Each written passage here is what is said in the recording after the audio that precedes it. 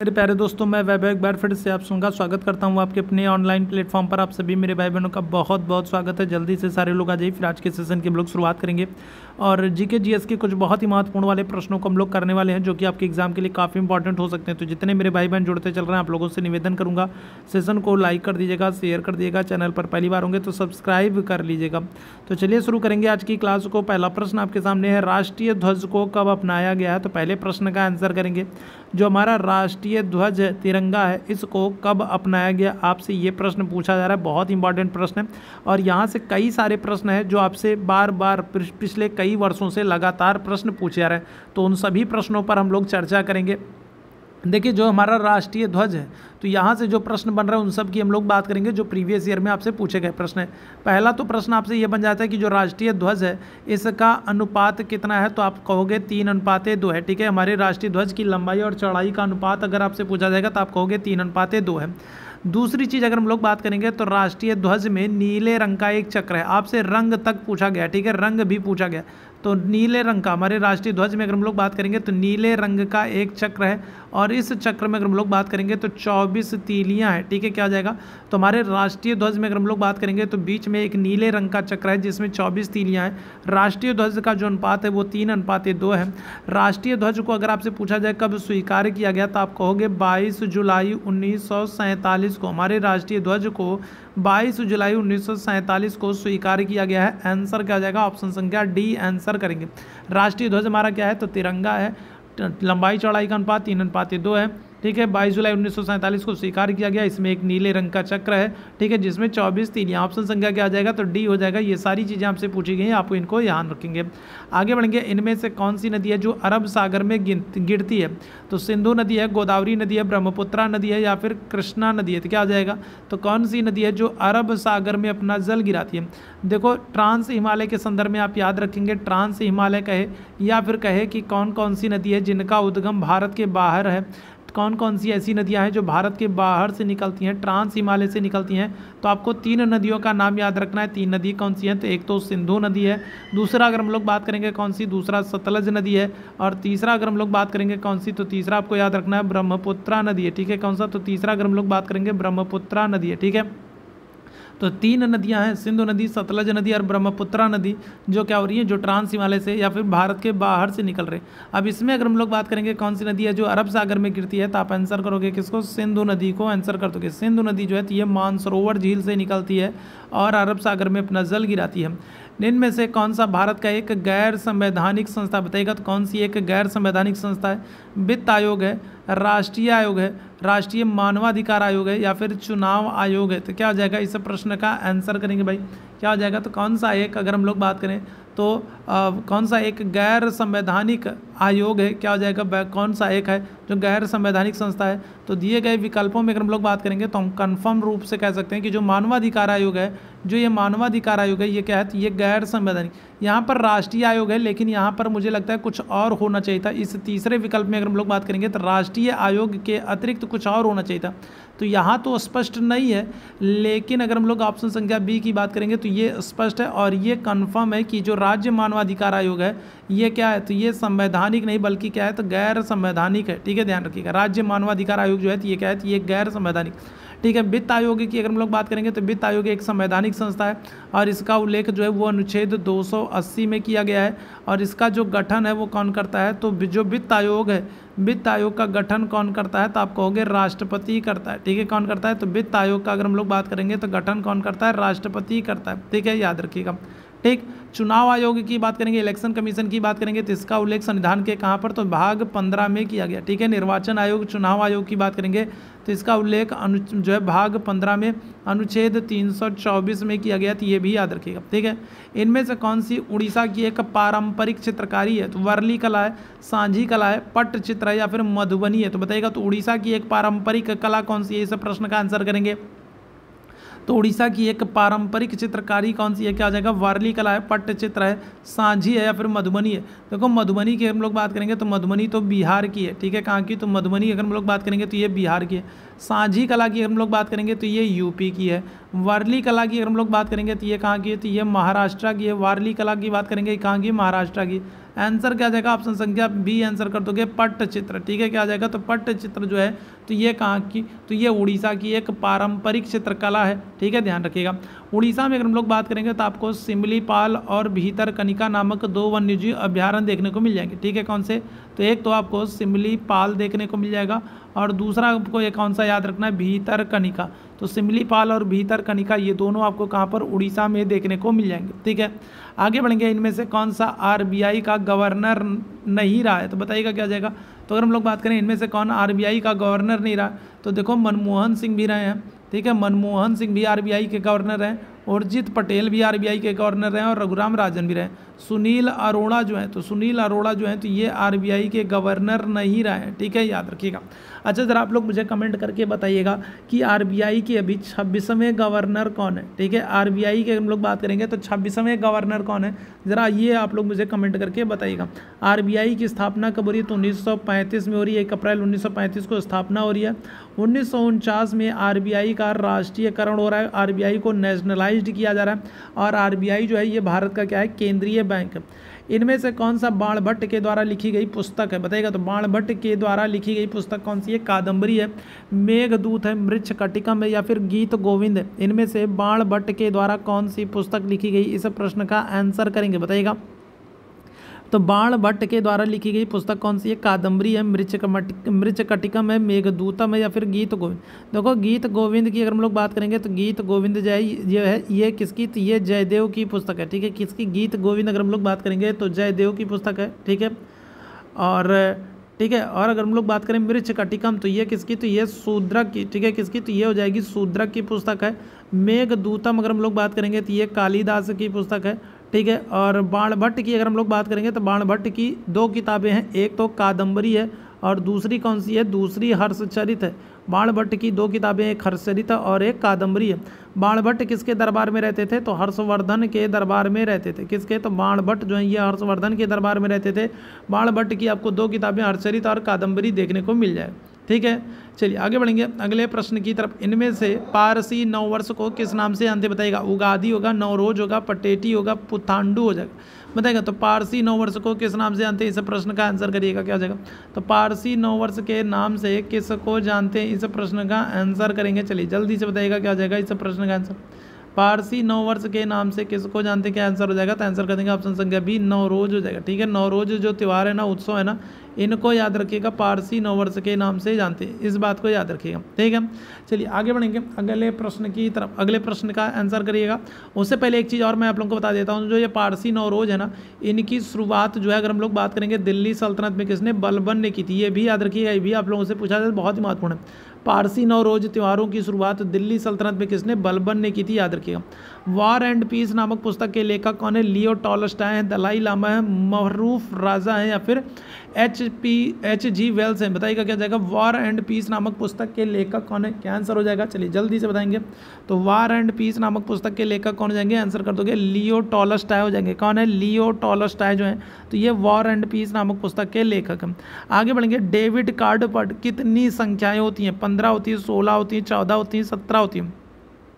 Debit card पर अगर हम लोग बात करेंगे तो कितनी संख्या होती है, इस प्रश्न का आंसर करिएगा। चलिए जल्दी से सारे लोग आंसर करेंगे। तो डेबिट कार्ड पर कितनी संख्या होती है, आंसर कर देंगे 16। कितनी होती है, तो 16 संख्याएं होती हैं, याद रखिएगा। ठीक है, आगे बढ़ेंगे। इनमें से कौन सी घटना है जो लॉर्ड कर्जन से संबंधित नहीं है, लॉर्ड कर्जन से संबंधित नहीं है। ठीक है, चलिए तो यहाँ पर हम लोग बात करेंगे तो कौन सी घटना है जो लॉर्ड कर्जन से संबंधित नहीं है, बंगाल विभाजन, डूरंड आयोग की स्थापना, भूटान युद्ध या फिर बजट प्रणाली को लागू करना। तो बताएंगे क्या जाएगा। तो कौन सी घटना है, क्या प्रश्न आपसे क्या कह रहा है, कौन सी लॉर्ड कर्जन से संबंधित है ये पूछ रहा है। ठीक है, तो लॉर्ड कर्जन से संबंधित कौन सी घटना है, क्या आंसर कर दोगे, तो आप आंसर कर दोगे बंगाल विभाजन। ठीक है, क्या जाएगा, तो बंगाल विभाजन जो है तो ये लॉर्ड कर्जन से संबंधित है। बंगाल विभाजन की अगर आपसे पूछा जाए कि घोषणा कब हुई थी, तो बंगाल विभाजन की घोषणा हो रही है 19 जुलाई 1905 को। ठीक है, कब, तो बंगाल विभाजन की घोषणा हो रही है 19 जुलाई 1905 को। ठीक है, और बंगाल विभाजन लागू कब हो रहा है, अगर आपसे ये पूछा जाए लागू कब से हो रहा है, तो आंसर क्या करोगे, आप कहोगे 16 अक्टूबर 1905 से। ठीक है, तो बंगाल विभाजन की घोषणा हो रही है 19 जुलाई 1905 को और लागू ये हो रहा है कब, 16 अक्टूबर 1905 को। ठीक है, याद रखिएगा। और इस बंगाल विभाजन के विरोध में बंगाल में स्वदेशी आंदोलन की शुरुआत होगी। ठीक है, क्या आ जाएगा, तो स्वदेशी आंदोलन की शुरुआत होगी इसी बंगाल विभाजन के विरोध में, ये याद रखेंगे। आगे बढ़ेंगे, समय परीक्षण, टाइम ट्रायल इनमें से किस खेल से संबंधित है, साइकिलिंग से, हॉकी से, निशानेबाजी से या फिर तैराकी से। समय परीक्षण अगर हम लोग बात करेंगे तो टाइम, अगर हम लोग बात करेंगे तो टाइम ट्रायल जो है तो ये किस खेल से संबंधित है, इस प्रश्न का आंसर करेंगे, क्या आ जाएगा, ऑप्शन संख्या ए आंसर कर दोगे, साइकिलिंग से। ठीक है, किससे, तो साइकिलिंग से संबंधित है टाइम ट्रायल, ऑप्शन संख्या ए बिल्कुल करेक्ट है। नर्मदा नदी पर कौन सा बांध है, अधिया बांध है, हीराकुंड बांध है, सरदार सरोवर बांध है या फिर टेहरी बांध है। नर्मदा नदी, देखो नर्मदा नदी जो है ना, इसके संदर्भ में आपको याद रखना है कि नर्मदा नदी जो है ये मैकाल में अमरकंटक से निकलती है। ठीक है, कहाँ से, तो मैकाल में अमरकंटक से निकलती है नर्मदा नदी। साथ ही साथ आपको याद रखना है कि जो नर्मदा नदी है इस पर हम लोग बात करें तो इस पर धुआंधार जलप्रपात है। ठीक है, कौन सा, तो धुआंधार जलप्रपात है। साथ ही साथ आपको याद रखना कपिल धारा जलप्रपात है। तो धुआंधार और कपिल धारा ये दोनों जलप्रपात कौन सी, नर्मदा नदी पर है।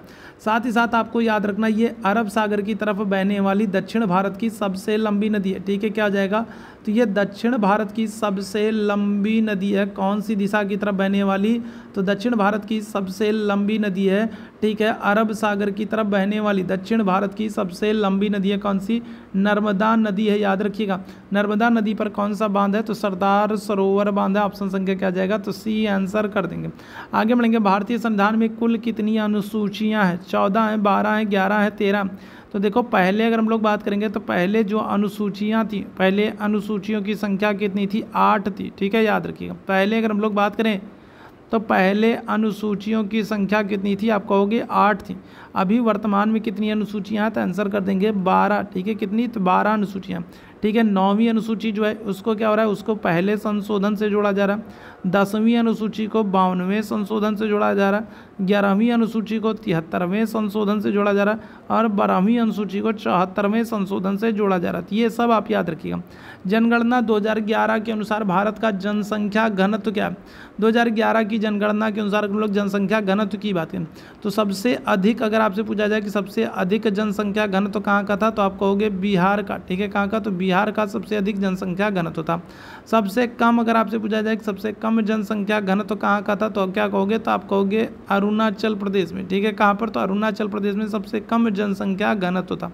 ठीक है, आपसे पूरा भारत का जनसंख्या घनत्व कितना था, आंसर कर देंगे, ऑप्शन संख्या बी हो जाएगा, 382 व्यक्ति प्रति वर्ग किलोमीटर। ठीक है, क्या आ जाएगा, तो 382 व्यक्ति प्रति वर्ग किलोमीटर, ऑप्शन संख्या क्या आ जाएगा, तो बी आंसर करेंगे। आगे बढ़ेंगे, इलेक्ट्रॉन की खोज किसने की, बताइएगा, क्या आ जाएगा, थॉमसन हो जाएंगे, चैडविक हो जाएंगे, रदरफोर्ड हो जाएंगे, फिर गोल्ड स्टीन हो जाएंगे।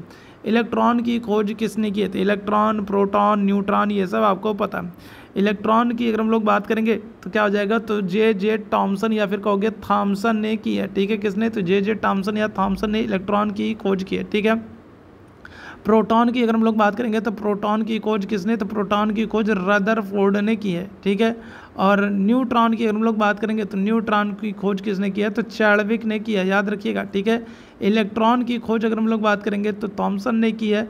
ठीक है, और न्यूट्रॉन की बात करेंगे तो इसकी खोज चैडविक ने की है और प्रोटॉन की खोज अगर हम लोग बात करेंगे तो रदरफोर्ड ने की है, याद रखिएगा।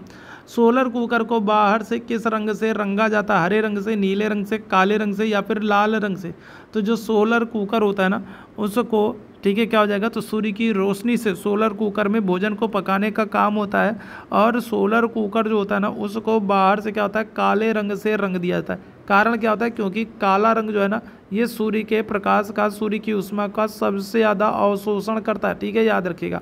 काला रंग जो होता है वो क्या होता है, तो वो सूर्य के प्रकाश का सबसे ज़्यादा अवशोषण करता है और जिसकी वजह से क्या होता है, वो जल्दी गर्म हो जाता है, तो इसलिए काले रंग से रंगा जाता है। ठीक है, ऑप्शन संख्या सी हो जाएगा।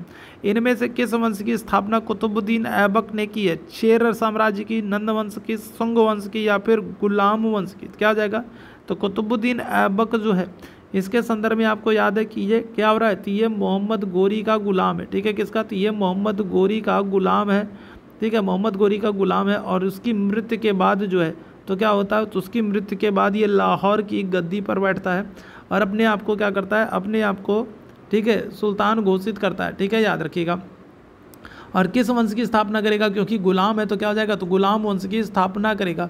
गुलाम वंश का समय क्या है, तो गुलाम वंश का समय 1206 से लेकर के 1290 तक, ठीक है क्या आ जाएगा, तो 1206 से लेकर के अगर हम लोग बात करेंगे तो 1290 तक, ठीक है गुलाम वंश का समय है, याद रखिएगा। ऑप्शन संख्या क्या आ जाएगा, डी हो जाएगा। भारतीय संविधान के किस अनुच्छेद के तहत दिल्ली को आधिकारिक राजभाषा घोषित की, बताइएगा क्या आ जाएगा, सॉरी हिंदी को। भारतीय संविधान के किस अनुच्छेद के तहत हिंदी को आधिकारिक राजभाषा घोषित की गई, हिंदी को आधिकारिक राजभाषा घोषित की है, ठीक है। अच्छा राजभाषा की बात करें तो सबसे पहले तो आपको ये पता होना चाहिए कि राजभाषा का उल्लेख कहाँ पर है, तो आप कहोगे भाग 17 में, ठीक है कहाँ पर, तो भाग 17 में राजभाषा का उल्लेख किस अनुच्छेद से किस अनुच्छेद तक, तो आप कहोगे 343 से लेकर के 351। भाग 17 में अनुच्छेद 343 से लेकर के 351 के बीच में राजभाषा का उल्लेख है। और किस अनुच्छेद के तहत हिंदी को आधिकारिक रूप से राजभाषा घोषित किया गया, आंसर कर देंगे ऑप्शन संख्या बी हो जाएगा, क्या आ जाएगा, अनुच्छेद 343 में, ठीक है हिंदी को राजभाषा घोषित किया गया कि भारत की राजभाषा हिंदी होगी और लिपि जो है वो देवनागरी होगी, कहाँ पर, अनुच्छेद 343 में। आगे बढ़ेंगे अगले प्रश्न की तरफ। सिखों के 5वें गुरु कौन है, गुरु अंगद देव हैं, गुरु रामदास हैं, गुरु अर्जुन देव हैं, गुरु हर राय हैं। तो सिखों के 5वें गुरु कौन है, गुरु अंगद हैं, गुरु रामदास हैं, गुरु अर्जुन देव हैं, गुरु हर राय हैं। क्या हो जाएगा, सिखों के 5वें नंबर के गुरु, क्या आंसर कर दोगे, तो आंसर कर देंगे ऑप्शन संख्या सी हो जाएगा। 5वें गुरु अर्जुन देव जी महाराज हैं और इनको क्या हो जाएगा, इनको जहांगीर के समय में फांसी दी जाएगी, ठीक है याद रखिएगा। साथ ही साथ गुरु ग्रंथ साहिब जो है ना, तो उसका संकलन करने का काम भी अर्जुन देव ने ही किया, याद रखेंगे, ठीक है। इनमें से किस राशि की एसआई मात्रक का नाम ब्लेज पास्कल होता है, तो बताइएगा, तो किस राशि की हम लोग बात करेंगे, तो किस राशि का, ठीक है एसआई मात्रक अगर हम लोग बात करेंगे तो ब्लेज पास्कल होता है। क्या आंसर करोगे भाई, बताओ जल्दी से। ऊर्जा होगा, दाब होगा, कार्य होगा या फिर शक्ति हो जाएगा, क्या हो जाएगा, तो कौन सी राशि है जिसका एसआई मात्रक ब्लेज पास्कल होता है, आंसर क्या कर देंगे, ऑप्शन संख्या बी हो जाएगा, दाब कर देंगे, क्या हो जाएगा, तो ऑप्शन संख्या बी आंसर कर देंगे, दाब हो जाएगा, ठीक है। इनमें से किसने सबसे ज़्यादा केंद्रीय बजट प्रस्तुत किया, बताइएगा क्या जाएगा, तो इनमें से कौन सा राजनेता है, कौन है जिसने सबसे ज़्यादा केंद्रीय बजट प्रस्तुत किया, आर के षणमुखम शेट्टी, प्रणब मुखर्जी, मोरारजी देसाई या फिर पी चिदम्बरम, क्या हो जाएगा, तो करेक्ट आंसर हो जाएंगे ऑप्शन संख्या सी मोरारजी देसाई। मोरारजी देसाई की बात करेंगे तो इन्होंने सबसे ज़्यादा मैक्सिमम 10 बार बजट को प्रस्तुत किया, ऑप्शन संख्या क्या आ जाएगा, तो सी आंसर हो जाएगा। मोरारजी देसाई ने मैक्सिमम 10 बार, ठीक है। इनके बाद अगर हम लोग बात करेंगे तो पी चिदम्बरम है जिन्होंने 9 बार बजट को प्रस्तुत किया है, ठीक है याद रखिएगा। ऑप्शन संख्या क्या आ जाएगा, तो सी आंसर कर देंगे।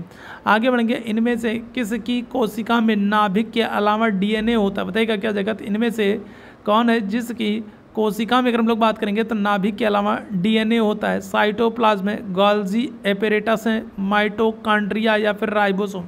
इनमें से किसकी कोशिका में नाभिक के अलावा डीएनए होता है, इस प्रश्न का आंसर कर देंगे, क्या आ जाएगा, चलिए जल्दी से सारे मेरे भाई आंसर करेंगे, क्या आ जाएगा, तो कौन है जिसकी कोशिका में नाभिक के अलावा डीएनए होता है, आंसर क्या कर देंगे, ऑप्शन संख्या सी आंसर कर देंगे, माइटोकॉन्ड्रिया हो जाएगा। ऑप्शन संख्या क्या आ जाएगा, तो सी आंसर कर दोगे, क्लियर है। चलिए आगे बढ़ेंगे अगले प्रश्न की तरफ। इनमें से किस राज्य में पिट या फिर दलदली मुद्रा या फिर कहेंगे मुख्य रूप से नहीं पाई जाती, बताइएगा क्या आ जाएगा, तो अगर हम लोग बात करेंगे इनमें से कौन सा राज्य जहाँ पर पिट या फिर दलदली मुद्रा या फिर मुख्य रूप से नहीं पाई जाती है, केरल में, मध्य प्रदेश में, उड़ीसा में, पश्चिम बंगाल में। चलिए जल्दी से बताएंगे इस प्रश्न का आंसर, तो कौन सा राज्य है जहाँ पर क्या हो रहा है, जहाँ पर ठीक है पिट या फिर दलदली मृदा मुख्य रूप से नहीं पाई जाती, क्या आ जाएगा, तो देखो केरल की हम लोग बात कर लें, उड़ीसा की बात कर लें, पश्चिम बंगाल की बात कर लें, ये सब समुद्री किनारों पर स्थित है और समुद्री किनारों पर जहाँ पानी होगा वहीं पर क्या होगा, दलदल होगा। मध्य प्रदेश अगर हम लोग बात करेंगे तो यहाँ पर दलदली मिट्टी नहीं पाई जाती, ऑप्शन संख्या क्या आ जाएगा, तो बी आंसर कर देंगे, क्लियर है। जल में उपस्थित किस तत्व के कारण कैंसर हो सकता है, बताइएगा क्या जाएगा इस प्रश्न का आंसर। जल में उपस्थित किस तत्व के कारण अगर हम लोग बात करेंगे तो कैंसर हो सकता है, आर्सेनिक है, लव है, क्लोरीन है या फिर फ्लोरीन है, बताइएगा क्या जाएगा, तो जल में उपस्थित किस तत्व के कारण अगर हम लोग बात करेंगे क्या हो सकता है, कैंसर हो सकता है, आर्सेनिक है, लव है, क्लोरीन है या फिर फ्लोरीन है, क्या हो जाएगा इस प्रश्न का आंसर कर देंगे, करेक्ट आंसर कर दोगे आप लोग क्या, चलिए जल्दी से बताइएगा, तो करेक्ट आंसर हो जाएगा आपका ऑप्शन संख्या ए आर्सेनिक है, ठीक है क्या आ जाएगा, तो आर्सेनिक हो जाएगा ऑप्शन संख्या ए आंसर कर दीजिएगा, ठीक है। चलिए आगे बढ़ेंगे अगले प्रश्न की तरफ। अगले प्रश्न का आंसर करेंगे, इनमें से प्रोटीन की कमी से कौन सा रोग होता है? प्रोटीन की कमी से कौन सा रोग होता है? क्वासियोरकर है, एनीमिया है, ठीक है, अस्थि भंगुरता या फिर ग्वाइटर है। बताएंगे क्या जाएगा? घेंगा रोग है। चलिए बताएंगे तो प्रोटीन की कमी से कौन सा रोग होता है, इस प्रश्न का आंसर करिएगा। चलिए फटाफट सभी लोग आंसर करते चलेंगे भाई। प्रोटीन की कमी से कौन सा रोग होता है, क्या आंसर हो जाएगा? तो ऑप्शन संख्या ए आंसर कर देंगे, क्वासियोरकर हो जाएगा। ऑप्शन संख्या क्या हो जाएगा? ए आंसर कर देंगे, ठीक है। क्या हो जाएगा? क्वासियोरकर हो जाएगा, ठीक है। ये एक ऐसा जो दिक्कत है, जो क्या हो रहा है, जो प्रोटीन की कमी से एक ऐसा विकार है जो प्रोटीन की समस्या से हमारे शरीर में बनता है। ऑप्शन संख्या क्या आ जाएगा? ए आंसर कर दीजिएगा, ठीक है। चलिए आगे बढ़ेंगे अगले प्रश्न की तरफ। किशोरी बालिका योजना वर्ष में दिनों के लिए विद्यालय में उपस्थित न होने पर लड़कियों की संतुलित आहार प्रदान करने की पेशकश करती है। तो बताइएगा क्या हो जाएगा? इस प्रश्न का आंसर करेंगे भाई।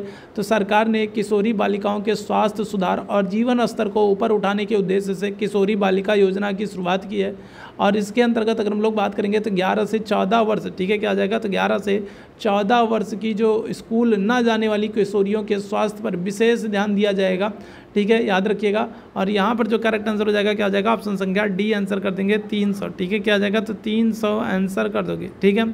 चलिए आगे बढ़ेंगे अगले प्रश्न की तरफ। अगले प्रश्न का आंसर करिएगा। उत्तर प्रदेश में हेतु सबरी संकल्प अभियान की शुरुआत की गई, तो बताइएगा क्या आ जाएगा? तो किसके लिए अगर हम लोग बात करें, उत्तर प्रदेश में सबरी संकल्प अभियान की शुरुआत, ठीक है, की गई है। किसको? गरीबी को दूर करने के लिए, या फिर अगर हम लोग बात करेंगे कुपोषण दूर करने के लिए, बेरोजगारी दूर करने के लिए, या फिर अगर हम लोग बात करेंगे निरक्षरता को दूर करने के लिए। उत्तर प्रदेश में हेतु सबरी संकल्प अभियान की शुरुआत की गई है और किस उद्देश्य से की गई है आप लोगों को बताना है।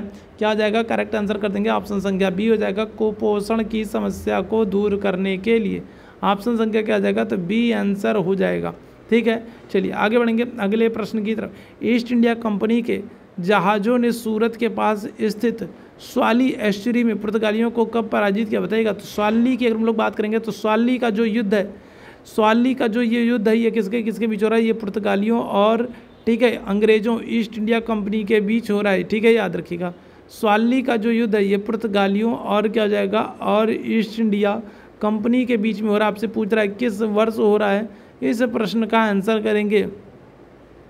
चलिए जल्दी से बताएंगे क्या आ जाएगा? करेक्ट आंसर कर दोगे, ऑप्शन संख्या सी हो जाएगा। स्वाली का युद्ध 1612 में होता है और इस युद्ध में पुर्तगाली पराजित होते हैं और पराजित होने के बाद भारत में कुछ ही क्षेत्र, गोवा और इस तरीके के जो छोटे मोटे क्षेत्र हैं ना, बस उन्हीं क्षेत्रों पर पुर्तगालियों का अधिकार बना रहा, ठीक है, याद रखिएगा। आगे बढ़ेंगे अगले प्रश्न की तरफ। सुभाष चंद्र बोस ने कांग्रेस पार्टी के अध्यक्ष कौन थे? बताइएगा क्या जाएगा? तो किस वर्ष के दौरान अगर लोग बात करेंगे, या फिर कहें किस कांग्रेस सभा के दौरान अगर लोग बात करेंगे, ठीक है, या फिर कौन सी कांग्रेस अधिवेशन था जिसकी अध्यक्षता सुभाष चंद्र बोस ने की है? आंसर क्या आ जाएगा? आंसर कर देंगे, ऑप्शन संख्या बी हो जाएगा, 1938 में।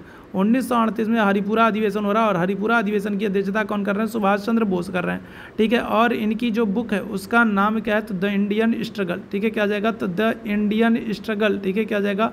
तो द इंडियन स्ट्रगल जो है, ठीक है, इंडियन स्ट्रगल जो है ये क्या आ जाएगा? तो इंडियन स्ट्रगल जो है तो ये इनकी बुक का नाम है, ये भी याद रखेंगे, ठीक है। सुभाष चंद्र बोस जी की बुक का नाम है द इंडियन स्ट्रगल, ये इनकी बुक का नाम है, ठीक है, याद रखेंगे।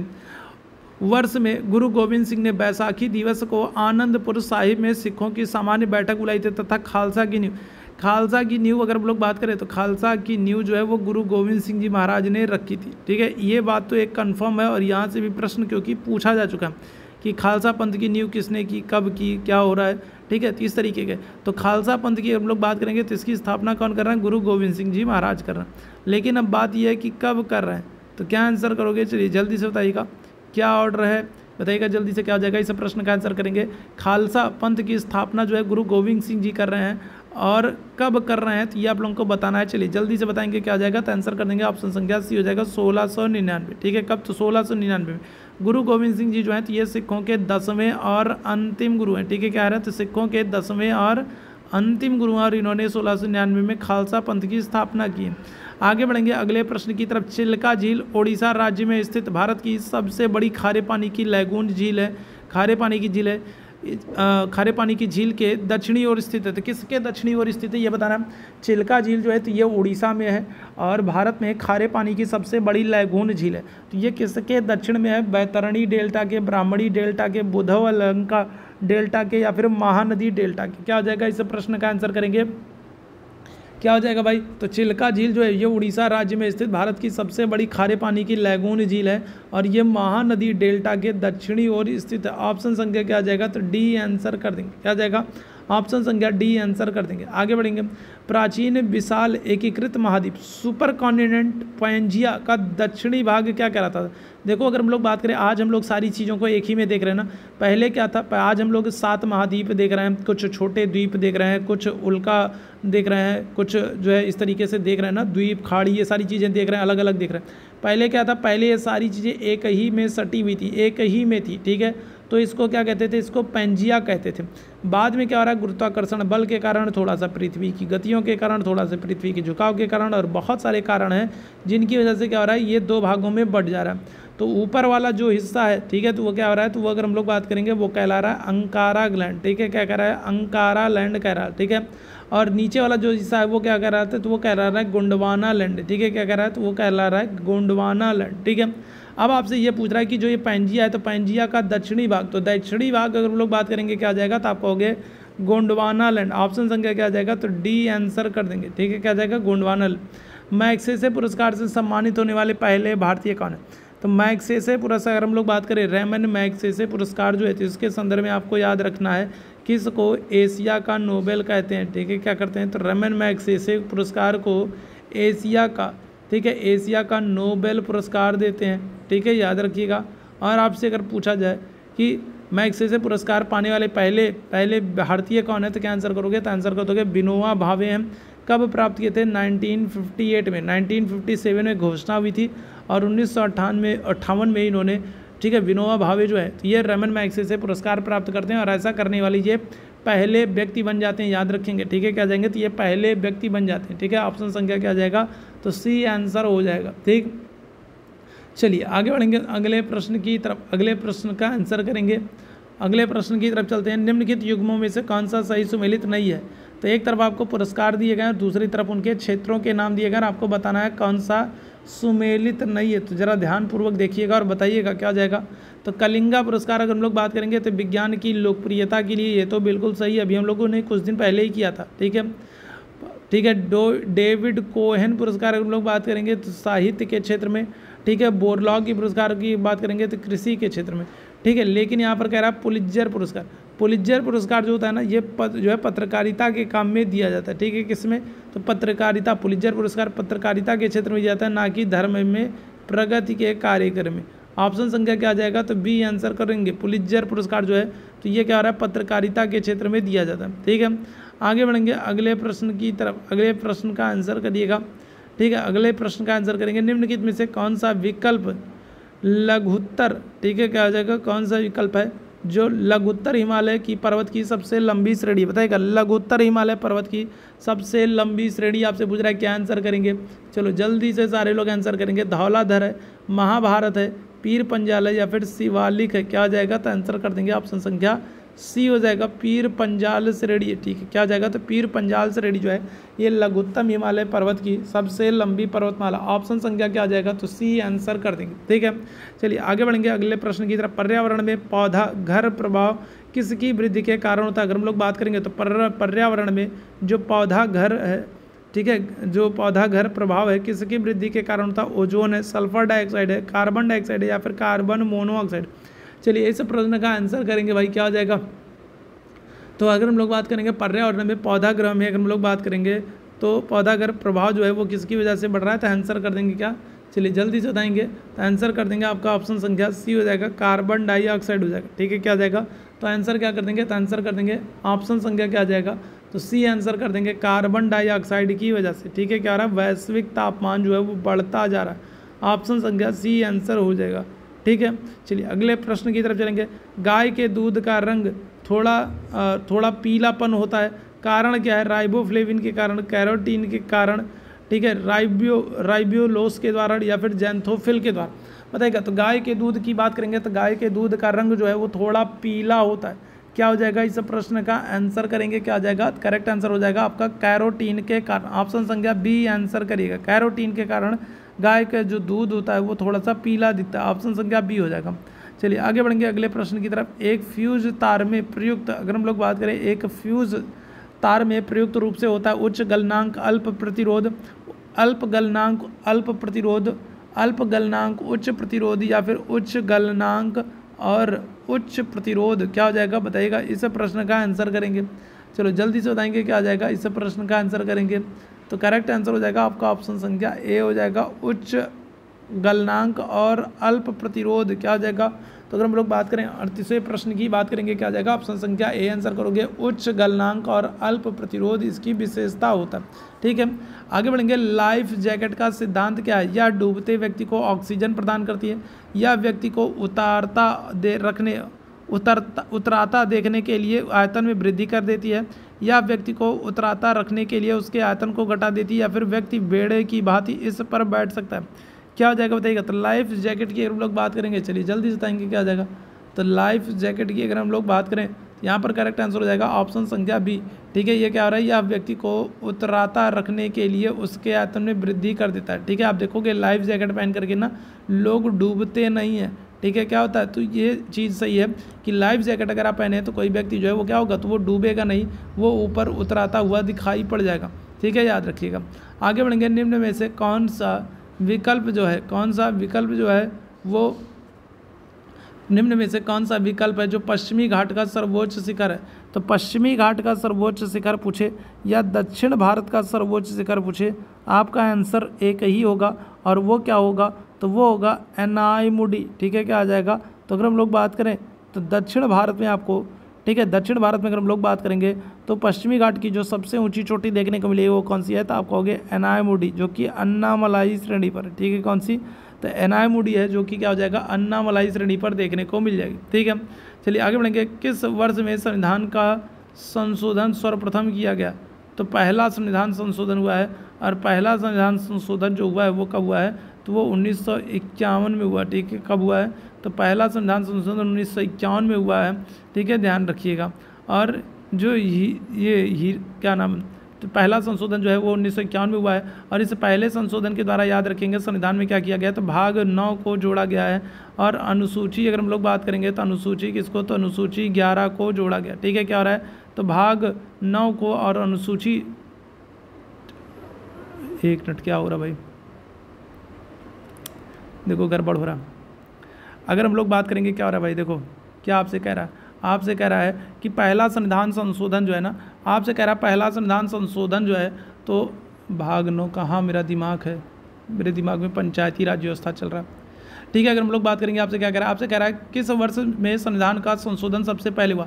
तो संविधान का संशोधन सबसे पहले 1951 में हुआ, और 1951 में जो है, ठीक है, कौन सी, तो अनुसूची 9 को जोड़ा जाएगा। ठीक है, अगर हम लोग बात करेंगे पहले संविधान संशोधन के द्वारा 1951 में, ठीक है, अनुसूची 9 को जोड़ा जाएगा, और अनुसूची जो 9 है, तो अनुसूची में 9 में क्या है, तो भूमि अधिग्रहण, या फिर कहेंगे जमींदारी उन्मूलन। ठीक है, क्या है, तो भूमि अधिग्रहण है, या फिर कहेंगे क्या, जमींदारी उन्मूलन है, याद रखिएगा। ठीक है, क्या आ जाएगा, तो संविधान में पहला संशोधन, संविधान में सर्वप्रथम जो संशोधन हो रहा है वह पहला संशोधन हो रहा है 1951 में, और उस 1951 के पहले संशोधन के द्वारा 9वीं अनुसूची को जोड़ा गया, जिसमें भूमि अधिग्रहण, जमींदारी उन्मूलन या फिर भूमि सुधार है। ठीक है, संविधान के संशोधन के लिए भारत में आर्थिक रूप से EWS जो कहते हो ना, इकोनॉमिक वीकर सेक्शन जो कहते हैं EWS, तो आर्थिक रूप से जो पिछड़े वर्ग के लोग हैं उनके लिए 10% जो आरक्षण की बात की गई है, तो ये किस संशोधन से की गई, क्या हो जाएगा, तो आंसर कर दोगे ऑप्शन संख्या सी हो जाएगा 103वां संशोधन।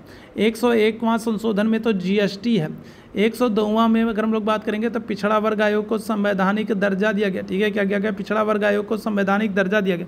और 104 में अगर हम लोग बात करेंगे तो लोकसभा और विधानसभा में SC ST कैटेगरी के आरक्षण को बढ़ाया गया है।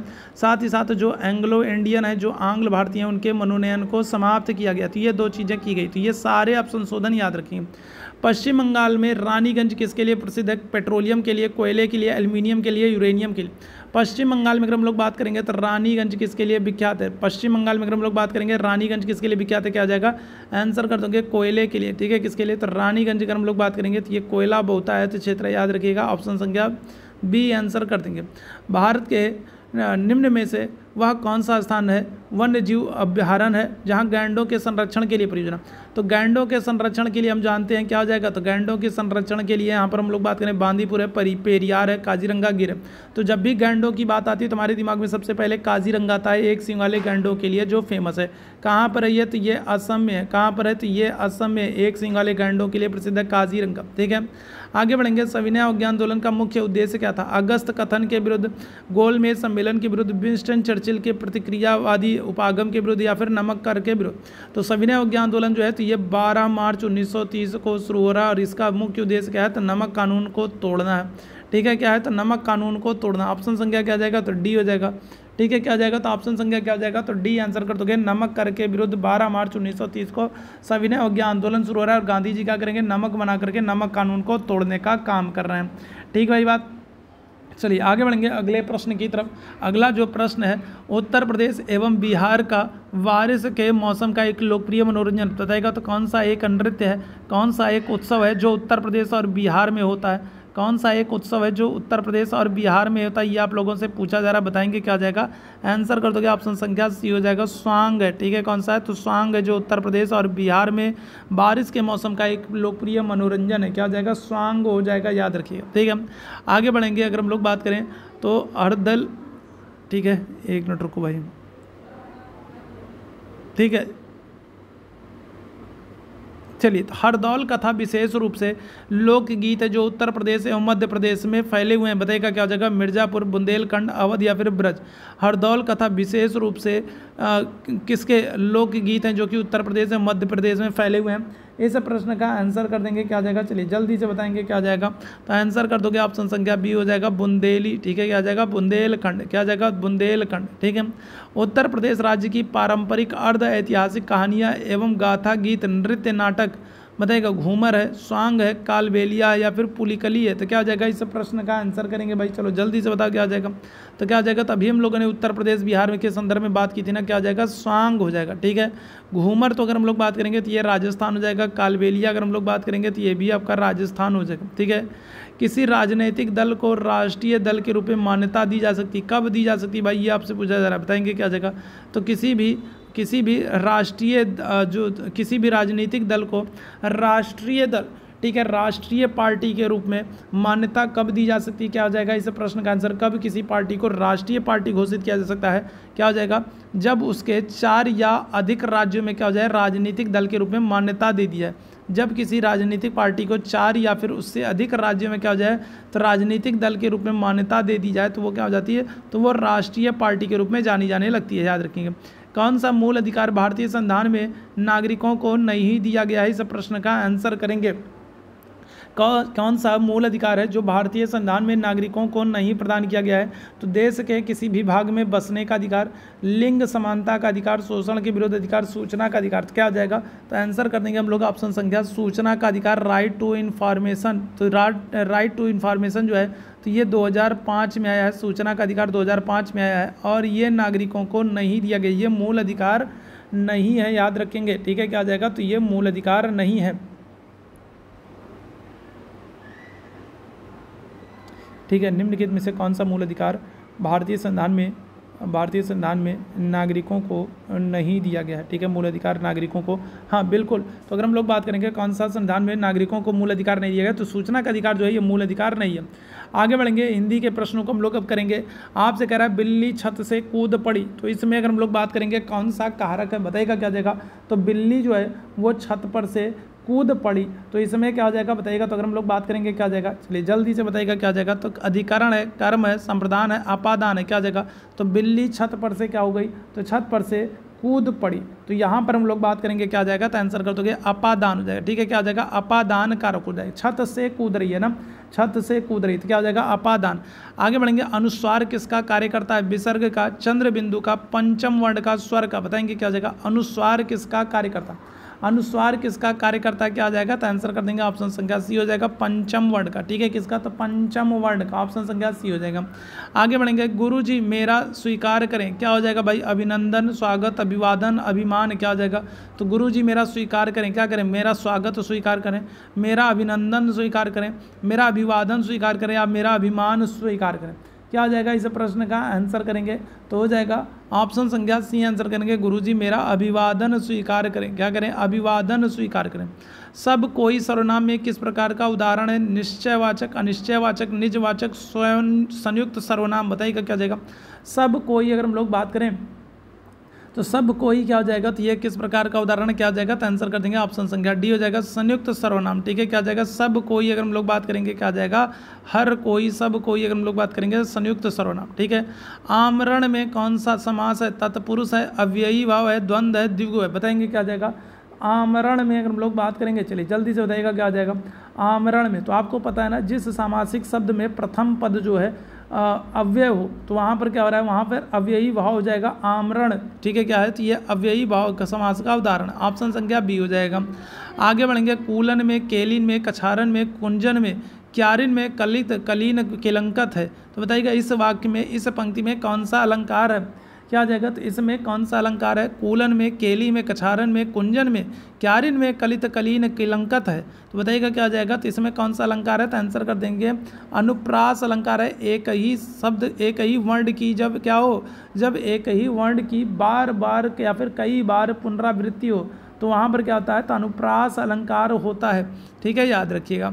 आगे बढ़ेंगे, हिंदी में कितने वचन होते हैं, 2 है, 3 है, 4 है, 5 है, बताएंगे क्या आ जाएगा, हिंदी में कितने वचन होते हैं, ये आप लोगों से पूछ रहा है, चलो जल्दी से बताइएगा क्या आ जाएगा। तो हिंदी में कितने वचन होते हैं, तो आप आंसर करोगे 2 वचन होते हैं भाई, एक वचन होते हैं, 2 जो है बहुवचन होते हैं, एक वचन होते हैं, बहुवचन होते हैं, तो 2 वचन होते हैं। मंत्री शब्द क्या है, पुल्लिंग है, स्त्रीलिंग है, नपुंसक लिंग है, उभयलिंग है, बताइएगा क्या आ जाएगा। मंत्री अगर हम लोग बात करेंगे तो मंत्री शब्द क्या है, तो ये कैसा है, तो पुल्लिंग है, स्त्रीलिंग, नपुंसक लिंग, उभयलिंग, क्या आ जाएगा, उभयलिंग, ऑप्शन संख्या क्या आ जाएगा, तो डी आंसर कर देंगे। ठीक है, याद रखिएगा। ठीक है, अब चाहे पुरुष हो चाहे महिला हो, उसको मंत्री ही कहा जाएगा। ठीक है, ध्यान रखिएगा। तो ये क्या है, ये उभयलिंगी। इनमें से कौन सा शब्द अरुण का समानार्थी, बताएंगे तो अरुण का समानार्थी क्या हो जाएगा, बताओ। तो अरुण का समानार्थी क्या हो जाएगा, सूर्य है, सूर्य का सारथी है, कुमकुम है, या फिर बिंबा फल है। ठीक है, अरुण का सूर्यार्थी क्या है, तो बताइएगा क्या आ जाएगा, अरुण का समानार्थी क्या है, बताइएगा क्या आ जाएगा, अरुण का समानार्थी क्या हो जाएगा। इस प्रश्न का आंसर करेंगे क्या आ जाएगा, चलो जल्दी से आएगा, आंसर कर दोगे सूर्य, तो दिन। ठीक है, क्या हो जाएगा, अरुण का समानार्थी है, नहीं है, पूछ रहा है ना। ठीक है, तो ये नहीं है पूछ रहा है ना, ठीक है, नहीं पूछ रहा है, तो क्या आ जाएगा, तो अरुण का समानार्थी कौन नहीं है, तो आंसर कर दोगे बिंबा फल। ठीक है, क्या आ जाएगा, तो बिंबा फल जो है ये अरुण का समानार्थी नहीं है। ठीक है, क्या आ जाएगा, तो बिंबा फल जो है तो ये अरुण का समानार्थी नहीं है, याद रखेंगे। ऑप्शन संख्या क्या आ जाएगा, डी आंसर करेंगे। चलिए आगे बढ़ेंगे। अगला जो प्रश्न है, जो मुश्किल से प्राप्त हो सके उसे कहते हैं, क्या कहेंगे, अलभ्य कहेंगे, सुलभ कहेंगे, दुर्लभ कहेंगे, अलंघ्य कहेंगे, तो बताइएगा क्या हो जाएगा, तो जो मुश्किल से। ठीक है, क्या हो जाएगा, तो बताइएगा जो मुश्किल से प्राप्त हो उसके लिए क्या कहेंगे, तो आंसर कर देंगे ऑप्शन संख्या सी हो जाएगा, दुर्लभ कहेंगे। ठीक है, क्या कहेंगे, दुर्लभ कहेंगे। आधी से आवे बैठ गवावे, लोकोक्ति का उपयुक्त अर्थ क्या है, संकट से मुंह फेरना, विपरीत परिस्थितियों में उपयुक्त समय आने का इंतजार करना, विपत्ति से टकराने का हौसला रखना, आंधी के बाद पानी बरसने का इंतजार करना, क्या हो जाएगा, तो आंधी से आवे बैठ गंवावे, क्या हो जाएगा। चलिए इस प्रश्न का आंसर करेंगे, क्या हो जाएगा भाई, चलो जल्दी से बताएंगे क्या हो जाएगा। तो आंधी आवे बैठ गंवावे, लोकोक्ति का अर्थ क्या हो जाएगा, तो संकट से मुंह फेरना, ऑप्शन संख्या क्या आ जाएगा, ए आंसर करेंगे। ठीक है, क्या आ जाएगा, तो ऑप्शन संख्या क्या करोगे, ए आंसर कर दोगे। ठीक है, विद्यार्थी का सही संधि विच्छेद क्या होगा, चलो जल्दी से बताएंगे, विद्यार्थी का सही संधि विच्छेद क्या हो जाएगा, क्या आंसर कर दोगे, तो आंसर कर दोगे क्या हो जाएगा, चलो जल्दी से बताना। तो अगर हम लोग बात कर रहे हैं विद्यार्थी का सही संधि विच्छेद क्या हो जाएगा, आंसर कर दोगे ऑप्शन संख्या बी, विद्या धन अर्थी हो जाएगा। ठीक है, क्या हो जाएगा, तो विद्या धन अर्थी हो जाएगा। जिस सामसिक पद में पूर्व पद और उत्तर पद गौड़ होते हैं और कोई तीसरा पद प्रधान होता है, वहाँ पर क्या हो जाएगा, कौन सा समास होगा। जहाँ पर हम लोग बात करेंगे जो पूर्व पद होता है और जो उत्तर पद होता है गौड़ हो और तीसरे पद प्रधान हो, वहाँ पर क्या हो जाएगा, बहुव्रीहि समास हो जाएगा। ठीक है, याद रखिए, जैसे लंबोदर हो जाएगा। ठीक है, जैसे दशानन हो जाएगा, जैसे पुरुषोत्तम हो जाएगा। ठीक है, याद रखेंगे। ठीक है, तो आगे बढ़ेंगे अगले प्रश्न की तरफ। ठीक है, अगला प्रश्न है, बांधा था विधु को किसने, इन काली जंजीरों से मणि वाले फड़ियों का मुख क्यों भरा है, हुआ हीरो से। उपयुक्त पंक्ति में कौन सा अलंकार है? बहुत ही अच्छी सी लाइन है, बताइएगा क्या हो जाएगा? बांधा था विधु को किसने, इन काली जंजीरों से, मणि वाले फड़ियों का मुख क्यों भरा है हुआ है हीरो से। इस काव्य पंक्ति में कौन सा अलंकार है? अनुप्रास है, श्लेष है, यमक है या फिर अतिशयोक्त है? क्या हो जाएगा? इस प्रश्न का आंसर कर देंगे। चलो जल्दी से सारे लोग आंसर कर देंगे। क्या हो जाएगा? तो आंसर कर देंगे ऑप्शन संख्या डी हो जाएगा, अतिशयोक्ति अलंकार हो जाएगा। जहाँ पर क्या हो रहा है, जहाँ पर बढ़ा चढ़ा करके वर्णन हो रहा है वहाँ पर क्या हो जाएगा? अतिशयोक्ति अलंकार हो जाएगा। ठीक है, याद रखिएगा। चलिए आगे बढ़ेंगे अगले प्रश्न की तरफ। इनमें से कौन सा कथन शुद्ध है? कुछ शब्द भावना के कारण बहुधा बहुवचन में ही आते हैं। ठीक है, दूसरा कह रहा है व्यक्तिवाचक आकारांत पुल्लिंग संज्ञाओं का रूप बहुवचन में बदल जाता है। तीसरा कह रहा है कुछ अरबी बहुवचन शब्दों का प्रयोग हिंदी में एक वचन में होता है। और चौथा कह रहा है बुढ़िया का बहुवचन बुढ़िए रूप अशुद्ध है। तो बताएंगे इसमें अशुद्ध क्या हो जाएगा? इस प्रश्न का आंसर करेंगे भाई, क्या हो जाएगा? इस प्रश्न का आंसर करेंगे क्या हो जाएगा? तो क्या आंसर हो जाएगा? इसमें अशुद्ध की आपको बताना है और अशुद्ध हो जाएगा आपका ऑप्शन संख्या डी, बुढ़िए का वचन जो है ये बुढ़िए रूप अशुद्ध है। ठीक है, तो ये क्या हो जाएगा? गलत है। ठीक है, ध्यान रखिएगा। ऑप्शन संख्या क्या हो जाएगा? तो डी आंसर करेंगे। क्लियर है? क्या हो जाएगा? तो ऑप्शन संख्या क्या हो जाएगा? तो डी आंसर कर दोगे। ठीक है, चलिए आगे बढ़ेंगे अगले प्रश्न की तरफ। अकारांत, अकारांत स्त्रीलिंग शब्द को बहुवचन बनाने के लिए क्या किया जाना चाहिए? तो अंत्य स्वर के बदले औ कर देते हैं, अंत्य स्वर के साथ अय कर लगा देते हैं, अंत्य स्वर के बदले ए लगा देते हैं या फिर अंत्य स्वर के बदले आय लगा देते हैं। बताइएगा अकारांत स्त्रीलिंग शब्द को बहुवचन बनाने के लिए क्या करते हैं? इस प्रश्न का आंसर करेंगे। क्या जाएगा? ऑप्शन संख्या सी आंसर कर दोगे, अंत्य स्वर के बदले ए कर देते हैं। ठीक है, याद रखिएगा। कव्वाली शब्द में कौन लिंग है? पुल्लिंग है, स्त्रीलिंग है, नपुंसक लिंग है या फिर उभय लिंग है? क्या हो जाएगा? इस प्रश्न का आंसर करेंगे। क्या जाएगा? तो कव्वाली शब्द में अगर हम लोग बात करेंगे कौन सा लिंग है, क्या आंसर कर दोगे? ऑप्शन संख्या बी आंसर कर दोगे, स्त्रीलिंग हो जाएगा। ठीक है, कौन सा? तो स्त्रीलिंग हो जाएगा। ठीक है, आगे बढ़ेंगे। इनमें से कौन सा शब्द गुस्से का समानार्थी नहीं है? नहीं आपसे पूछ रहा है। क्रोध है, अमर्ष है, अपकर्ष है, रोष है। क्या हो जाएगा? तो क्रोध का पर्यायवाची कौन सा नहीं है? क्या आंसर हो जाएगा? आंसर कर देंगे ऑप्शन संख्या सी, अपकर्ष। ठीक है, क्या हो जाएगा? तो अपकर्ष जो है तो ये क्रोध का, ठीक है, पर्याय नहीं है, बल्कि क्रोध, अमर्ष, रोष ये सब क्या है? तो ये सब जो है तो ये सब क्रोध के पर्यायवाची हैं। अपकर्ष जो है तो ये अगर हम लोग बात करेंगे, अपकर्ष का अर्थ अवनति होता है। ठीक है, ध्यान रखिएगा।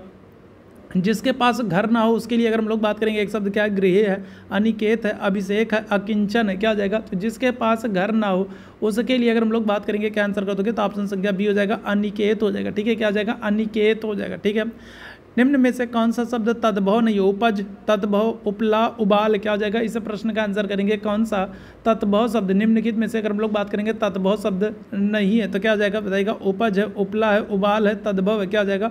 आंसर कर देंगे ऑप्शन संख्या बी हो जाएगा, तद्भव। तद्भव शब्द तद्भव नहीं है, याद रखिएगा, बल्कि क्या तद्भव शब्द जो है ये तत्सम शब्द है। ठीक है, याद रखिएगा।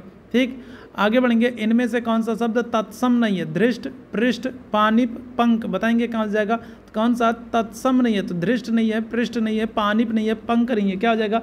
इस प्रश्न का आंसर करेंगे तो आंसर हो जाएगा आपका ऑप्शन संख्या सी, पानिप। पानिप जो है ये तत्सम नहीं है। आगे बढ़ेंगे। इनमें से कौन सा शब्द डर का पर्यायवाची नहीं है? नहीं आपसे पूछ रहा है, डर का पर्यायवाची नहीं है। शीत, भीति, भय, त्रास। क्या हो जाएगा? इस प्रश्न का आंसर करेंगे तो देखो, भीति, भय, त्रास ये सब डर के पर्यायवाची हैं। शीत जो है ये क्या है? तो शीत अगर हम लोग बात करेंगे तो ये डर का पर्यायवाची नहीं है। ऑप्शन संख्या ए हो जाएगा। मूर्त शब्द का विलोम क्या हो जाएगा? बताओगे तो मूर्त का विलोम क्या हो जाएगा? तो ये तो बहुत ही बेसिक सी चीज़ है, अमूर्त हो जाएगा। ऑप्शन संख्या ए आंसर कर दोगे। ठीक है, आगे बढ़ेंगे। निम्न में से किस शब्द की वर्तनी अशुद्ध है? अशुद्ध वर्तनी वाला बताना है, किसकी वर्तनी अशुद्ध है। चलो जल्दी से बताओ क्या हो जाएगा भाई, चलो जल्दी से बताओ क्या हो जाएगा। तो यहाँ पर किसकी वर्तनी अशुद्ध क्या हो जाएगा? तो आप आंसर करोगे ऑप्शन संख्या डी, अत्याधिक। अत्याधिक नहीं होता है, अत्यधिक होता है। ठीक है, क्या होता है? अत्याधिक नहीं होता है, बल्कि क्या होता है? तो बल्कि अत्यधिक होता है। तो ऑप्शन संख्या डी गलत हो जाएगा। इस मूल्य से किताब नहीं मिलेगी वाक्य में किस प्रकार की अशुद्धि है? इस मूल्य से किताब नहीं मिलेगी तो किस प्रकार की अशुद्धि है? बताइएगा क्या हो जाएगा? तो क्रिया विशेषण की अशुद्धि है, परसर्ग की अशुद्धि है, सर्वनाम की अशुद्धि या फिर विशेषण संबंधी अशुद्धि है? बताएंगे क्या हो जाएगा? तो कौन सी अशुद्धि है? इस प्रश्न का आंसर करेंगे। क्या हो जाएगा? तो आंसर कर दोगे ऑप्शन संख्या बी हो जाएगा, परसर्ग की अशुद्धि है। ठीक है, किसकी? तो परसर्ग की अशुद्धि है। ठीक है, याद रखिएगा। ठीक है, यहाँ पर क्या होना चाहिए था? अगर हम लोग बात करेंगे तो मूल्य से के स्थान पर होना चाहिए था। ठीक है, के स्थान पर मूल्य में होना चाहिए था। ठीक है, क्या हो जाएगा? तो जो मूल्य से कह रहा है ना, तो मूल्य से के स्थान पर अगर हम लोग बात करेंगे तो मूल्य में होना चाहिए था। इस मूल्य में किताब नहीं मिलेगी तो में होना चाहिए था, से की जगह में होना चाहिए था। जगन्नाथ शब्द में कौन सा समास से बताएंगे क्या हो जाएगा जगन्नाथ शब्द में, तो क्या हो जाएगा, तो बहुव्रीहि है, तत्पुरुष है, कर्मधार है, अव्ययी है, क्या हो जाएगा, तो आंसर कर दोगे तत्पुरुष है, क्या हो जाएगा, तत्पुरुष हो जाएगा। संसार में संतोष से बढ़कर कोई सुख नहीं, कैसा वाक्य, मिश्र है, सरल है, प्रश्नवाचक है, संयुक्त है, क्या हो जाएगा, तो संसार में संतोष से बढ़कर कोई सुख नहीं, इस वाक्य में क्या है, तो ये हो जाएगा आपका सरल वाक्य। ऑप्शन संख्या बी आंसर करेंगे। ठीक है, निम्न में से कौन सा वाक्य संयुक्त वाक्य, जब जय गाना गाकर चला गया, अनीता चाहती है कि वह सरकारी नौकरी करे, मयंक ने खाना खाया और सो गया, सानवी जिस घर में रहती है वह बहुत गंदा है, तो इसमें संयुक्त वाक्य कौन सा है, क्या आंसर हो जाएगा, आंसर कर दोगे ऑप्शन संख्या सी हो जाएगा, मयंक ने खाना खाया और सो गया, तो ये क्या है, संयुक्त वाक्य। सपना पत्र लिखती, वाक्य का वाच्य परिचय क्या है, बताइएगा, भाववाचक है, कृतवाचक है, कर्मवाचक है, अनिश्चित वाच्य। सपना पत्र लिखती, वाक्य में अगर हम लोग बात करेंगे तो क्या हो जाएगा, तो बताइएगा, तो सपना जो है तो क्या हो रहा है, तो वो पत्र लिखती है, तो यहाँ पर क्या हो जाएगा, तो यहाँ पर हम लोग बात करेंगे तो कृतवाच्य हो जाएगा, क्या हो जाएगा, कृतवाच्य हो जाएगा।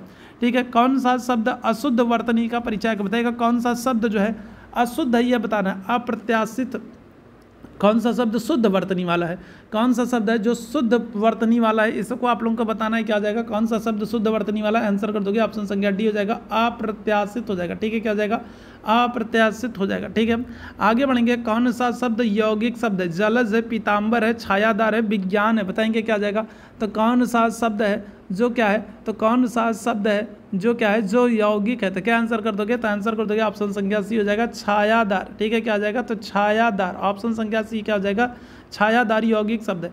रखैया शब्द का संधि विच्छेद जो है क्या होगा, बताइएगा, तो अगर हम लोग बात रखें रखैया शब्द का संधि विच्छेद क्या होगा, इया, एया, इया, या, बताएंगे क्या हो जाएगा। ठीक है, तो अगर हम लोग बात करेंगे, यहाँ संधि विच्छेद नहीं प्रत्यय पूछना था। ठीक है, यहाँ पर संधि विच्छेद आपसे पूछ रहा है, संधि विच्छेद नहीं, यहाँ पर आपसे प्रत्यय पूछना था। ठीक है, कि रखैया में प्रत्यय क्या होगा, तो प्रत्यय बताइएगा क्या हो जाएगा, तो अगर हम लोग बात करेंगे क्या आ जाएगा, तो आंसर कर दोगे ऑप्शन संख्या बी, ए या प्रत्यय हो जाएगा। ठीक है, क्या हो जाएगा, तो ए या प्रत्यय हो जाएगा, क्या ए या प्रत्यय हो जाएगा। ठीक है, संकल्प शब्द का संधि विच्छेद क्या होगा, बताएंगे, संकल्प शब्द का संधि विच्छेद क्या हो जाएगा, बताएंगे क्या हो जाएगा, संकल्प शब्द का संधि विच्छेद क्या हो जाएगा, क्या आंसर कर देंगे, तो आंसर क्या करोगे, जल्दी से बताइएगा, संकल्प शब्द का संधि विच्छेद क्या हो जाएगा, तो आंसर कर देंगे ऑप्शन संख्या डी हो जाएगा, समधन कल्प हो जाएगा। ठीक है, क्या हो जाएगा, तो समधन कल्प हो जाएगा, समधन कल्प हो जाएगा। ठीक है, कौन सा शब्द तत्सम है, ये आप लोगों को बताना, बताएंगे क्या। चलिए, तो इस प्रश्न का क्या हो जाएगा, कौन से शब्द तत्सम है, तो यहाँ पर आपको बताना है क्या हो जाएगा, इस प्रश्न का आंसर करेंगे। करेक्ट आंसर क्या हो जाएगा, तो यहाँ पर आपको तत्सम शब्द बताने हैं, तो आंसर कर दोगे ऑप्शन संख्या सी हो जाएगा, कोष्ठक है, चक्र है, गमन है, छत्री है, तो ये सब क्या हो जाएंगे, तो ये सब आपके तत्सम शब्द हो जाएंगे। ठीक है, आगे बढ़ेंगे अगले प्रश्न की तरफ। इनमें से कौन सी जातिवाचक संज्ञा का उदाहरण नहीं है, तो बताइएगा क्या हो जाएगा, तो कौन सा जातिवाचक संज्ञा का उदाहरण नहीं है, क्या हो जाएगा, नदी है, झील है, पर्वत है, हिमालय है, तो हिमालय किसी एक विशेष पर्वत की बात हो रही है, एक विशेष की बात हो रही है, तो यहाँ पर क्या हो जाएगा, यहाँ पर आपका व्यक्तिवाचक हो जाएगा, जातिवाचक नहीं है। ठीक है, याद रखेंगे। उदार का विलोम क्या होगा, अनुदार है, कठोर है, दरिद्र है, पाषाण है, क्या हो जाएगा, तो यह सब आप लोगों को पता है। उदार का विलोम क्या हो जाएगा, अनुदार हो जाएगा, ऑप्शन संख्या ए आंसर कर देंगे। आगे बढ़ेंगे, भुजंग का पर्यायवाची नहीं है, पन्नग नहीं है, उरग नहीं है, केहरी नहीं है, सारंग नहीं है, क्या हो जाएगा, तो भुजंग, भुजंग मतलब सांप ना, तो सांप वाला है, तो इसका जो पर्यायवाची आपसे पूछा जा रहा है कि पर्यायवाची नहीं है, आपसे पूछ रहा है ना, तो बताइएगा क्या हो जाएगा। तो अगर हम लोग बात करेंगे केहरी, केहरी जो होता है ये ना, तो ये क्या होता है, तो ये सिंह का पर्यायवाची होता है। ठीक है, क्या हो जाएगा, तो अगर हम लोग बात करेंगे केहरी जो होता है ना, तो ये क्या होता है, ये सिंह का पर्यायवाची है। ठीक है, याद रखेंगे, ऑप्शन संख्या सी हो जाएगा। कौन सा ब्रह्मा का पर्यायवाची नहीं है, बिरची, आशुतोष, प्रजापति या फिर चतुरानन, क्या हो जाएगा, तो कौन सा ब्रह्मा का पर्यायवाची नहीं है, तो क्या आंसर कर देंगे, तो आंसर हो जाएगा आपका ऑप्शन संख्या बी, आशुतोष जो है, तो ये भगवान शंकर के पर्यायवाची है। ठीक है, याद रखेंगे। ठीक, चलिए आगे बढ़ेंगे। कौन सा शब्द बादल का पर्यायवाची नहीं है, वारिधि, जलद, मेघ, नीरद, क्या हो जाएगा। चलिए इस प्रश्न का आंसर करेंगे, क्या हो जाएगा, तो आंसर कर दोगे ऑप्शन क्या ए हो जाएगा, वारिध। वारिध जो है तो ये क्या हो जाएगा, तो ये समुद्र का पर्यायवाची है। ठीक है, क्या हो जाएगा, समुद्र का। अस्थावर का विलोम क्या हो जाएगा, बहुत ही महत्वपूर्ण, कई बार पूछा गया है, जंगम होगा, स्थिर होगा, चेतन होगा, चंचल हो जाएगा, क्या हो जाएगा, तो स्थावर का विलोम आपसे पूछा जाएगा, तो जंगम कर दोगे, क्या हो जाएगा, जंगम हो जाएगा। उत्तम का विलोम क्या होगा, त्याज्य होगा, अधय होगा, अधम होगा, तुच्छ होगा, निकृष्ट हो जाएगा, क्या हो जाएगा, इस प्रश्न का आंसर करेंगे, उत्तम का विलोम आंसर करेंगे, अधम हो जाएगा, क्या हो जाएगा, अधम हो जाएगा। खर शब्द का पर्यायवाची क्या होगा, गर्दभ होगा, केसरी होगा, अही होगा, मरकट हो जाएगा, क्या हो जाएगा, खर का पर्यायवाची आपसे पूछा जाएगा, तो आप कहोगे गर्दभ हो जाएगा। ठीक है, क्या हो जाएगा, गर्दभ हो जाएगा, याद रखिएगा। ठीक है, पिसुन शब्द का पर्यायवाची क्या है, पिसुन का बाजीगर है, चुगलखोर है, प्रवंचक है, पिशाच, बताएंगे क्या हो जाएगा, पिसुन का पर्यायवाची क्या हो जाएगा, इस प्रश्न का आंसर करेंगे भाई। पिसुन शब्द का पर्यायवाची क्या होगा, बाजीगर है, चुगलखोर है, प्रवंचक है, पिशाच, क्या हो जाएगा, इस प्रश्न का आंसर कर देंगे, क्या हो जाएगा, तो आंसर कर दोगे ऑप्शन संख्या बी हो जाएगा चुगलखोर हो जाएगा। ठीक है, क्या हो जाएगा चुगलखोर हो जाएगा। खा अगर हम लोग बात करेंगे क्या है, तो खा क्या होगा, अल्प प्राण व्यंजन है, विवृत है, घोष व्यंजन है, अघोष व्यंजन है, क्या हो जाएगा आंसर क्या कर दोगे, तो अघोष व्यंजन है। खा क्या है, तो ये अघोष व्यंजन हो जाएगा। ठीक है, ऊष्म महाप्राण की अगर हम लोग बात करेंगे क्या हो जाता है, ऊष्म व्यंजन आपको पता है ना। ठीक है, छोटा सा, बड़ा सा, मूर्धन्य सा, और ठीक है, और हा जो है तो ये क्या होते हैं, ये ऊष्म व्यंजन होते हैं। क्या आंसर कर देंगे, तो ऑप्शन संख्या डी हो जाएगा। ठीक है, जो अच्छे कुल में उत्पन्न हुआ उसके लिए एक शब्द क्या हो जाएगा, क्या कहेंगे, कुलीन है, समृद्ध है, धनी है, कृपण है, क्या हो जाएगा, तो जो अच्छे कुल में पैदा हुआ उसके लिए कुलीन हो जाएगा। ऑप्शन संख्या ए हो जाएगा। उच्छिप्त शब्द का अर्थ क्या होता है बताएगा, जिससे बढ़कर कोई ऊंचा ना हो। क्रोधित व्यक्ति की मन स्थिति, मनोविकारों से ग्रसित व्यक्ति, ऊपर की ओर उछाला या फेंका गया। तो उच्छिप्त अगर हम लोग बात करेंगे क्या हो जाएगा, तो ऊपर की तरफ उछाला या फेंका गया हो। ऑप्शन संख्या डी हो जाएगा। ठीक है, ऑप्शन संख्या डी हो जाएगा। और आखिरी प्रश्न की बात करेंगे, यह नई साड़ी है, वाक्य में नई क्या है, तो बताइएगा क्या आ जाएगा, तो वाक्य में नई क्या है, तो यह नई साड़ी है। तो साड़ी की विशेषता बता रहा है कि साड़ी जो है वो नई है, तो क्या हो जाएगा, तो ये हो जाएगा आपका, ठीक है, क्या हो जाएगा, विशेषण हो जाएगा। ठीक है, क्या आ जाएगा, तो आप आंसर क्या कर दोगे, विशेषण हो जाएगा। ऑप्शन संख्या क्या करेंगे, तो डी आंसर करेंगे। तो ये आज का महत्वपूर्ण सेशन था। उम्मीद है सेशन आप लोगों को पसंद आया होगा। सेशन पसंद आया हो तो सेशन को लाइक और शेयर जरूर कीजिएगा। चैनल पर पहली बार होंगे तो चैनल को सब्सक्राइब जरूर करिएगा। अभी के लिए हम लोग बस इतना ही करेंगे। थैंक यू सो मच आप सभी मेरे भाई बहनों को मेरे साथ जुड़ने के लिए। Thank you so much.